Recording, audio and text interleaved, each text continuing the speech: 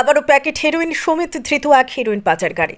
রাজ্যের বিভিন্ন প্রান্তে নেশা সামগ্রী উদ্ধার হলে উত্তর জেলায় তেমন ধরপাকড়ের খবর নেই। তবে নেশা সামগ্রী প্রবেশের করিডোর যে উত্তর জেলা তা কারো অজানা নয়। আর এই প্রসঙ্গে গেলে উত্তর জেলা পুলিশের নিষ্ক্রিয়তার ছবির স্পষ্ট সামনে ফুটে ওঠে। তবু মঙ্গলবার 200 গ্রাম হেরোইন উদ্ধার করে মান বাঁচালো ধর্মনগর থানার পুলিশ।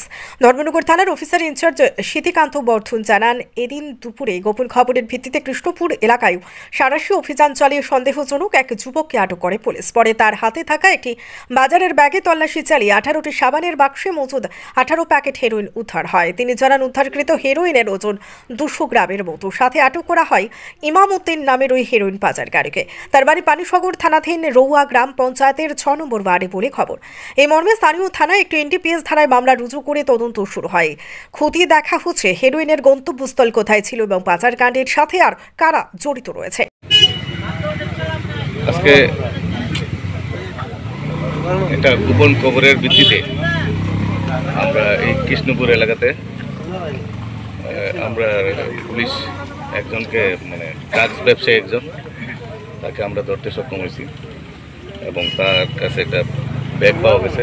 ব্যাগটা থেকে সে যে ব্যাগটার মধ্যে প্রায় 18টা কেস, যেটা brown sugar, suspected brown sugar বা হিরোইন, এটা আমরা রিকভারি করতে পারছি। এবং এখানে যার সাথে মার্কটা আসলো তারকেও আমরা ধরতে পারছি।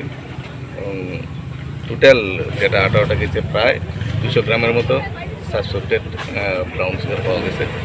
এটা আমরা এখন আইনগতভাবে লফুল অ্যাকশন আমরা নিতেছি।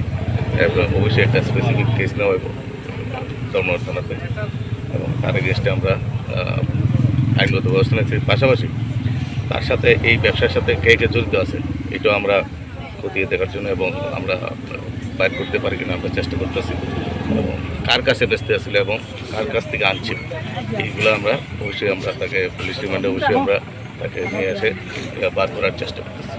যাকে আটক করা হয়েছে তার নাম কি? তার ইমাম উদ্দিন, তার বাড়ি রোয়া। কি নাম স্যার? ইমাম উদ্দিন। ইমাম নাইমুদ্দিন ইমাম বেটা।